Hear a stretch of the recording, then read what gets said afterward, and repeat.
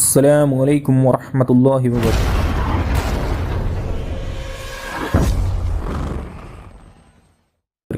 بدر الدین اجمل صاحب جو کہ ممبر آف پارلیمنٹ ہیں، انہوں نے سلفیز اہل حدیثوں کو ٹیررسٹ کہا۔ نہیں، سلفی دیکھیں، سلفی وہ لوگ ہیں جن کو آج آپ ہندوستان میں گورنمنٹ آف انڈیا ان کو دہشت گرد قرار دے چکی ہے۔ ہم سلفیوں کے ساتھ نہیں ہیں، ہم سلفیوں کے ساتھ سیکٹر کے ساتھ نہیں ہیں، ہم ان کے عقیدے کو نہیں مانتے۔ آج پورے ہندوستان میں جو دہشت گردی ہو رہی ہے وہی سلفی سیکٹر کرا رہا ہے، پروف ہو رہا بار بار، اس کا ریفرنس دیں گے، میں اس ہاؤس میں کم سے کم نہیں مانوں گا، میں بیٹھوں گا بعد میں آپ کو بتاؤں گا کہ آپ اس کو دیکھیں اور صحیح نظریے سے آپ دیکھیں گی تو اسلام سے آپ بہت جلدی بہت قریب ہو جائیں گی اور مس انڈرسٹینڈنگ بھی دور ہو جائے گی۔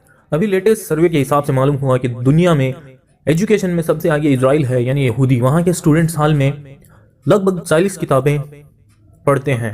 اس کے بعد دوسرے نمبر پر ہے یورپ، جہاں کا اسٹوڈنٹ ایک سال میں لگ بھگ 20 سے 22 کتاب پڑھتے ہیں اپنے نالج کو انکریز کرنے کے لیے۔ اور ایک مسلمان چاہے پوری دنیا میں کسی بھی کونے کا ہو، پورے سال میں ایک کتاب پڑھتا ہے اور وہ بھی پوری نہیں پڑھتا۔ کہنے کا مطلب یہ ہے کہ اس دور میں جب ہم مسلمان اتنے پچھڑ چکے ہیں، بیکورڈ ہو چکے ہیں، ہمارے کسی ایسے بھائی کو دیکھتے ہیں جو اتنی بڑی پوسٹ پر ہے، جو ہمارے لیے آواز اٹھائے، ہم اس کو اپنا لیڈر تسلیم کرتے ہیں، جیسے کہ بدر الدین اجمل صاحب، تو کتنی خوشی ہوتی ہے۔ تو کیا ایک لیڈر کے منہ سے ایسی بات زیب دیتی ہے، اچھی لگتی ہے کہ وہ اپنے ہی بھائیوں کو دہشت گرد ٹیررسٹ بتائے؟ ان کو خود کو پتا ہے کہ یہ مسلم کو بدنام کرنے کا پروپیگنڈا ہے۔ سب سے پہلے یہ پروپیگنڈا کہ مسلم ٹیررسٹ ہے یہودیوں نے کیا امریکہ کے ہاتھوں سے 9/11 کے آغاز سے۔ میں پہلے بھی 9/11 پر ویڈیوز بنا چکا ہوں، اور آپ نے نہیں دیکھا تو میرے چینل حق بات کو سبسکرائب کر سکتے ہو، اور میں لنک ڈسکرپشن میں ڈال دوں گا۔ بدر الدین اجمل صاحب نے پھر کنفیس کیا کہ مجھ سے غلطی ہو گئی۔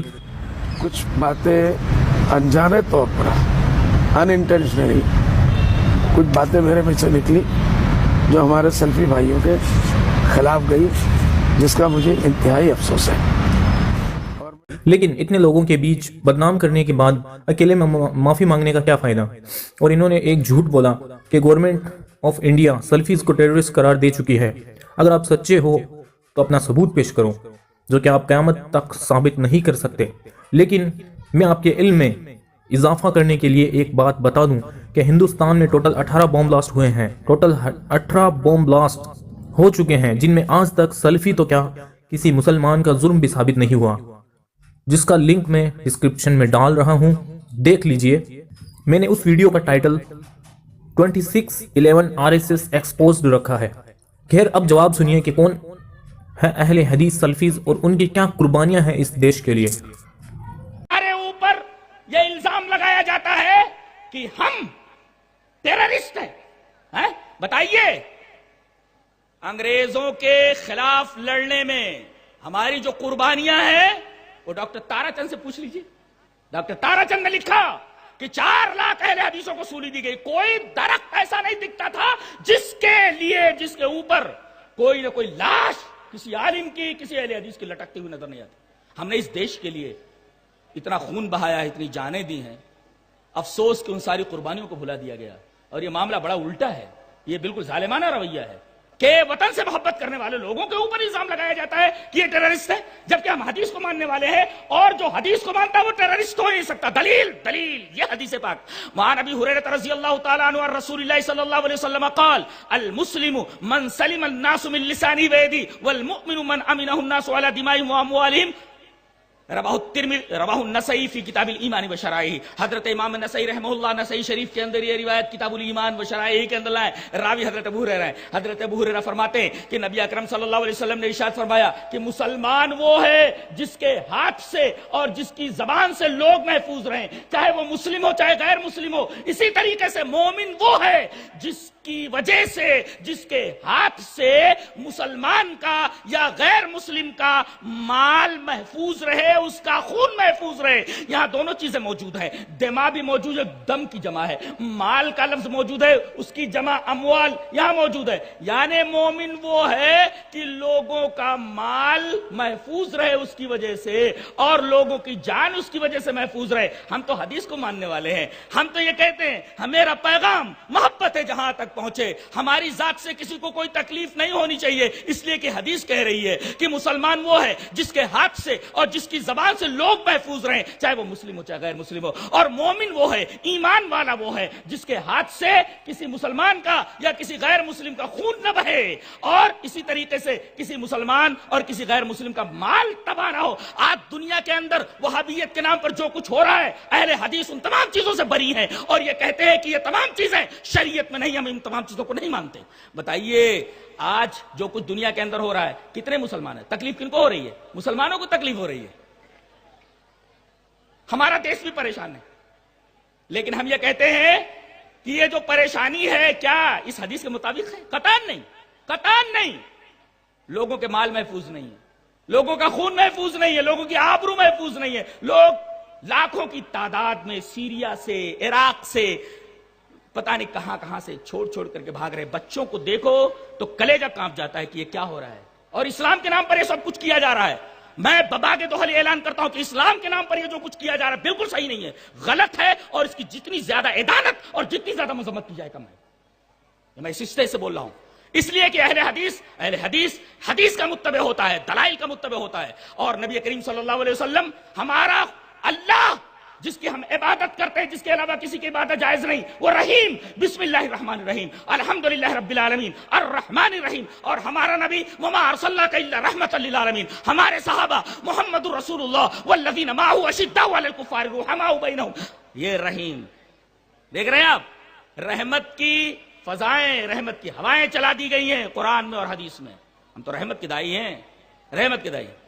لہذا اگر کوئی اس طریقے کی حرکتیں کرتا ہے تو لوگ اس کا بھی نوٹس لیں اور حکومت بھی اس کا نوٹس لے. یہ جو کچھ کہا جا رہا ہے کیا یہ صحیح ہے؟ کیا جو کچھ کہا جا رہا ہے مبنی بر حقیقت ہے؟ قطعاً نہیں. ہم لوگ یہی چاہتے ہیں، ہم لوگ یہی مانتے ہیں. اس طریقے سے میں وہ کہتا ہوں، انگریزوں نے ہمارے دیش کے اوپر قبضہ کیا، کتنے خون بہے، کتنا ظلم ہوا، آخر میں ان کو بھاگنا پڑا. سر فہرست کون تھے لڑنے میں؟ یہی تھے، حدیث تھے. کالا پانی کی سزا کن کو ہوئی؟ ان کو. میں کہتا ہوں کس نے یہ کتاب لکھی؟ اعلام الاعلام بین ہندوستان دارالاسلام. ہندوستان دارالاسلام انگریزوں کے زمانے میں. کہ انگریزوں سے لڑ نہیں سکتے آپ، ان سے لڑنا حرام ہے، اس لیے کہ یہ دارالاسلام ہے. یہ کتاب کس نے لکھی؟ پوچھ لو آپ، پوچھ لو آپ. خون کس نے بہایا اور کس نے یہ فتویٰ دیا؟ کس نے یہ کتاب لکھی؟ جنو کا نام خیرت رکھ دیا، خیرت کا جنو. جو چاہے آپ کا حسن کرشمہ ساز کرے، ایسا مت کرو. یہ سب سے بڑا ظلم ہے، اور یہ ظلم اگر آپ کی طرف سے ہو تو اس کی قباحت، اس کی شناعت دو چند ہو جاتی ہے.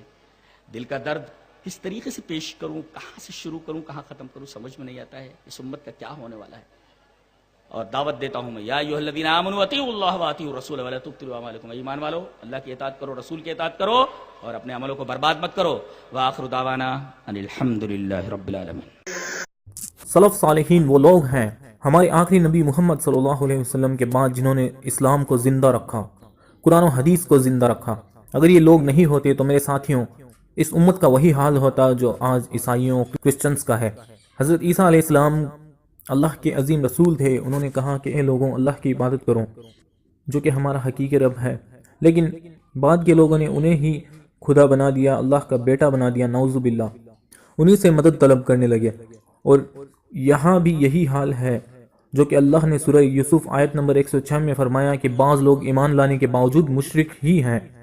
یہی حال آج اس امت کا ہو چکا ہے. جی ہاں، لوگ اس شریعت کو بدل ڈالتے. کون آپ کو اللہ کا کلام اور محمد صلی اللہ علیہ وسلم کی حدیث بیان کرتا؟ آج ہماری امت کا یہ حال ہے کہ چاہے اللہ کی عبادت کو چھوڑنا پڑے، چاہے رسول اللہ صلی اللہ علیہ وسلم کی بات کو چھوڑنا پڑے، لیکن امام کی بات کو، یعنی جس کی ہم تقلید کرتے ہیں یا اتباع کرتے ہیں، یا جس پیر و مرشد کو ہم مانتے ہیں، اس کی بات کو ہرگز نہیں چھوڑ سکتے، نعوذ باللہ. لیکن ایک جماعت آج بھی باقی ہے الحمدللہ، جو کہ آج بھی دین محمد کو تھامے ہوئے ہے. وہ ہے سلفیز، اہل حدیث، جن کا منہج صرف قرآن و حدیث ہے. اور دہشت گردی سے یاد آیا، ISIS ایک ٹیررسٹ آرگنائزیشن ہے جس کے خلاف سب سے پہلے ٹیررسٹ ہونے کا فتویٰ دینے والی جماعت بھی اہل حدیث جماعت ہے، سلفیز کی جماعت ہے۔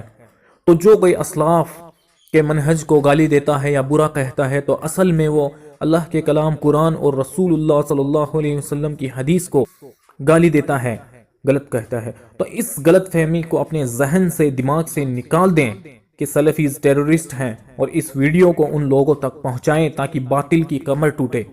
اور اگر اس ویڈیو کے بارے میں آپ کا کوئی اختلاف ہے یا سجیشن ہے تو کمنٹ کر کے ضرور بتائیں۔ جزاک اللہ۔